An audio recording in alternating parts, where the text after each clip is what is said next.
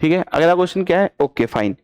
इसमें भी ज्यादा माथापोड़ी की दिक्कत है नहीं ऐसी विशेष, सम पूछ रहा है वो डायरेक्ट, इस टाइप का क्वेश्चन हमने किया था पहले भी, ठीक है, तो कुछ नहीं करना है, रेशनलाइज कर देना है इसको। चलो तो रेशनलाइज करते हैं, तो रेशनलाइज करेंगे तो मैं ऑब्वियसली बड़ी वाली नंबर को आगे लूंगा ताकि प्लस में इसकी गड़बड़ ना हो, ठीक है, तो क्या आया रेशनलाइज करते ही आएगा √3 -1 अपॉन 2, फिर आएगा प्लस में √5 -√3 अपॉन 2, फिर आएगा, ऐसे चलती जाएगी कहानी,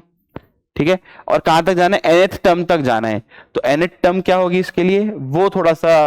आप देख सकते हो कि थोड़ा कंफ्यूजिंग लग सकता है, मैं लिख देता हूं, देखो समझना, ये एक्चुअली में √1 लिखा हुआ है ना, √1 लिख सकता हूं मैं, तो 1 रखने पर 1 आ रहा है, ठीक है,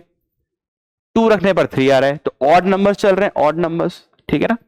तो अब समझना, तो अगर मुझे ऑड नंबर ही लेना है nth टर्म में, तो यहां पे क्या ये 2n -1 जैसा नहीं होना चाहिए, आप सोच के देखो, सोच के देखो एक बार, रख के देखो 1, ठीक है,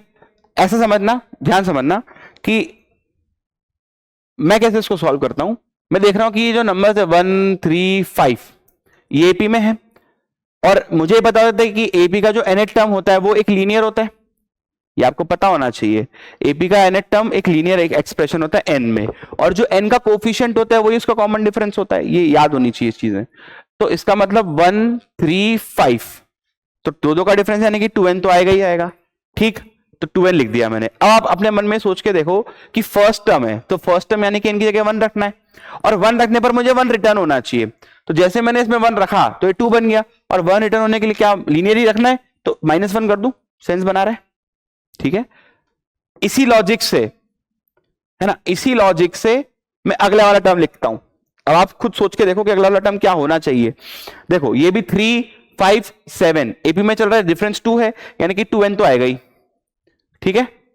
2n तो आएगा ही, अब आप सोच के देखो फर्स्ट टर्म है ना, तो फर्स्ट टर्म में n को एक बार ही रख सकता हूं, तो 1 ही रखा है मैंने, तो 1 रखने पर 3 मिलना चाहिए इस बार, तो यहां पे 1 रख के देखो, तो 1 रखने पर आपको मिल रहा है 2,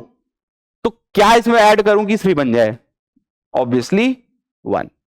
ठीक, अब आप बाकी चेक करके देख लेना, आगे वाली टर्म्स आपकी वैलिड हो जाएगी, तो इसके अकॉर्डिंग अगर मैं सॉल्व करूंगा तो क्या आंसर आएगा, √2n + 1 माइनस √2n - 1 और अपॉन में 2, तो अगर मैं ध्यान से देखूं तो काटा पीटी मच रही है, कौन गया, देखो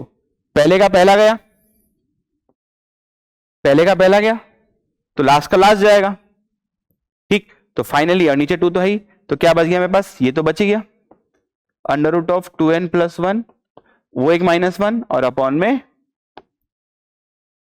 2, ठीक, तो इसमें मेन था जनरल टर्म nth टर्म लिखना,